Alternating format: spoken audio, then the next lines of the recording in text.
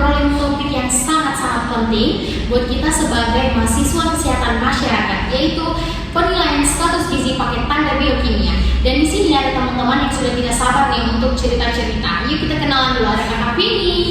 Halo Lala, halo semuanya. Saya senang sekali nih pada kesempatan ini diundang di podcast kali ini untuk membahas tentang biokimia yang kebetulan sekali kemarin saya sudah selesai mengerjakan tugas itu. Selanjutnya nih ada Kak Nadia. Halo semuanya, halo Kak Lala. Perkenalkan, nama saya Nadia. Kebetulan udah siap banget nih untuk membahas lebih dalam tentang topik ini. Next ada Kak Syahrini. Halo, hai semuanya. Saya Syahrini dan kebetulan saya suka sekali hal-hal yang berbau dengan laboratorium. Nah, dan yang terakhir nih ada Kak Citra. Halo everyone, nama saya Citra. Ayo teman-teman kita buat diskusi ini lebih menyenangkan dan informatif. Oke, langsung saja ya teman-teman. Kakak Vini, bisa jelaskan tidak sih sebenarnya penilaian biokimia untuk status gizi itu apa dan kenapa penting sekali?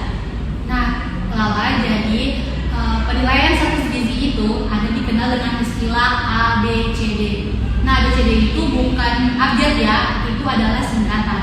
A itu antropometri, B itu biokimia, C itu klinis, dan D itu dieteri atau pola makan. Nah, pada kesempatan ini kan akan kita bahas adalah B, biokimia. Ini erat kaitannya dengan lab, laboratorium. Nah, ini biasanya digunakan untuk mengukur atau mengukur sampel-sampel cairan dalam tubuh manusia seperti urin, darah, dan lain sebagainya. Ini digunakan untuk mendeteksi apakah ada penyakit yang ada dalam tubuh manusia itu. Oh, jadi kayak sistem peringatan dini begitu? Ya, betul sekali kakak. Itu untuk memberi tanda kepada tubuh bahwa tubuh perlu adanya pengobatan yang lebih lanjut. Oke, nah Kakak Nadia, kalau dari segi epidemiologi, bagaimana sih peran penilaian biokimia ini dalam survei gizi masyarakat? Nah, pertanyaan bagus nih Kak Lala. Nah, kalau dalam survei besar seperti riset itu, pemeriksaan biokimia itu dipakai untuk mengetahui prevalensi kekurangan zat gizi di masyarakat. Nah, di sana misalnya pemeriksaan hemoglobin untuk tahu angka anemia atau serum retinol untuk vitamin A. Jadi data ini tuh bisa menjadi dasar pemerintah untuk membuat program gizi yang sesuai dengan kebutuhannya. Nah, betul sekali itu yang apa dibilang Kak Nadia.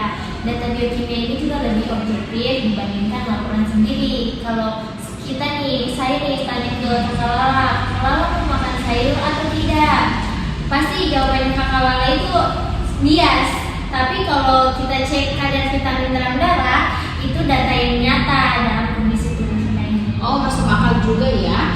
Jadi kalau Kakak Syahrini, kamu kan suka lab nih, pemeriksaan biokimia apa saja sih yang sering dipakai untuk penilaian status gizi?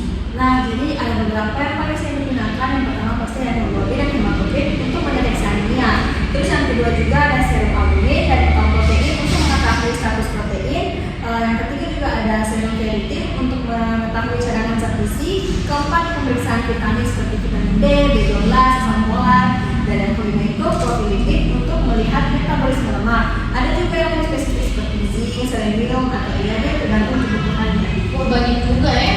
Jadi terus bagaimana caranya baca hasil pemeriksaan? Nah, tiap parameter kan ada nilai rujukannya. Nah, misalnya kalau hemoglobin normalnya wanita dewasa itu memiliki 12-16 gram per desiliter.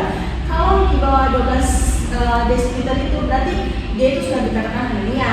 Tapi yang paling penting itu kita tidak bisa juga cuma lihat dalam satu parameter saja, harus menurut seperti itu.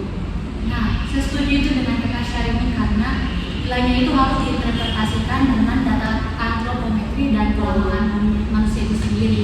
Karena hasil lab itu bisa dipengaruhi oleh faktor-faktor lainnya seperti infeksi, penyakit-penyakit kronis yang bawaan dari tubuhnya itu sendiri, ataupun dehidrasi. Oke, jadi Citra, kamu kan fokus di gizi kesehatan masyarakat.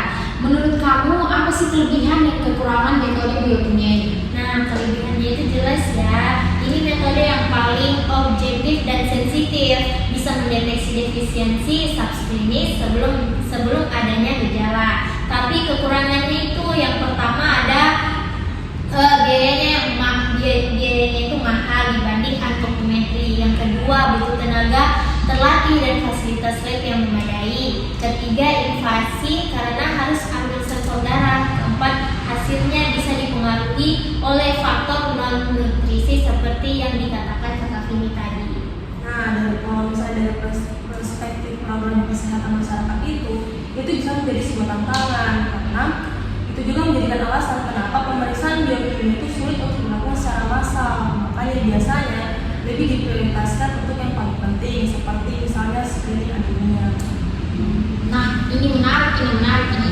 Jadi berarti ada pertimbangan efektivitas biaya juga ya dalam kesehatan masyarakat. Tentu saja, makanya kita harus bisa menyeimbangkan antara akurasi diagnosis dengan keterbatasan sumber daya.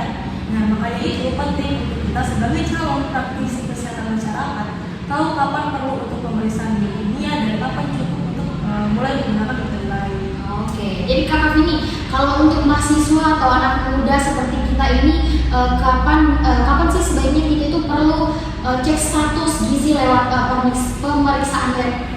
Nah, pertanyaan yang bagus Kak Lala. Jadi seperti mahasiswa yang kita ini yang terlihat kesehatan aktif, sebenarnya tidak perlu memeriksakan kesehatan secara rutin, tapi ada gejala-gejala yang harus kita lihat. Seperti biasanya kan mahasiswa sekarang sering begadang, jadi sering pusing, sering sakit kepala. Nah, tidak bisa disepelekan karena itu bisa jadi tanda-tanda dari anemia. Ada juga biasanya kita gejala-gejalanya seperti cewek-cewek nih, rambutnya rontok, terus cepat sekali sakit. Nah, itu juga tidak boleh dinormalisasikan karena itu adalah sinyal dari tubuh kita bahwa tubuh kita sedang merasa sakit. Jadi kita harus memeriksakannya. Nah, tambahan juga untuk mahasiswa yang sering begadang dan pola makan yang tidak teratur, itu juga rentan karena malnutrisi. Saya sendiri kemarin sempat cek dan ternyata hemoglobin itu hampir dikatakan sebagai anemia karena ada sering begadang dan pola makan itu juga kurang teratur seperti itu. Nah, yang tadi bilang sama kakak tadi itu contoh nyata dan ini penting sekali. Jangan mendiagnosis atau mengobati sendiri ya. Kalau ada kekhawatiran nih, konsultasikan ke puskesmas atau klinik terdekat dan mereka yang akan menentukan pemeriksaan apa yang harus diperlukan sama kita ini. Oke, dicatat ya teman-teman. Nah, sebelum kita tutup, Nadia ada tips tidak untuk menjaga status gizi optimal tanpa harus sering ke lab? Nah, tips itu sebenarnya sederhana. Hal itu bisa dengan mulai makan beragam dan seimbang, banyak makan sayur dan buah, konsumsi protein juga, kemudian minum juga harus usahakan cukup, tidur yang cukup, kemudian olahraga juga dan menghindari stres gitu. Jadi itu membantu juga untuk menjaga kondisi gizi dalam tubuh. Terus juga seperti kita ini anak-anak kos pasti punya anggaran yang terbatas untuk membeli makanan-makanan yang nutrisinya cukup. Tenang saja, kita bisa ganti seperti buah-buahan, sayur-sayuran yang mudah kita temukan agar kita bisa memenuhi nutrisi dalam tubuh kita tanpa biaya yang mahal. Saran yang sangat sempurna sekali ya. Oke teman-teman, jadi kesimpulannya penilaian biokimia itu hal yang sangat berguna untuk menilai status gizi secara objektif, tapi harus diinterpretasi secara komprehensif dan mempertimbangkan kelayakan untuk implementasi di level populasi. Sebagai calon praktis kesehatan masyarakat, kita harus paham baik ilmu pengetahuannya maupun aplikasi praktisnya. Benar sekali. Oke, terima kasih banyak untuk Kakak Vini, Kakak Nadia, Kakak Syahrini, dan Kakak Citra yang sudah berbagi wawasan keren hari ini. Untuk teman-teman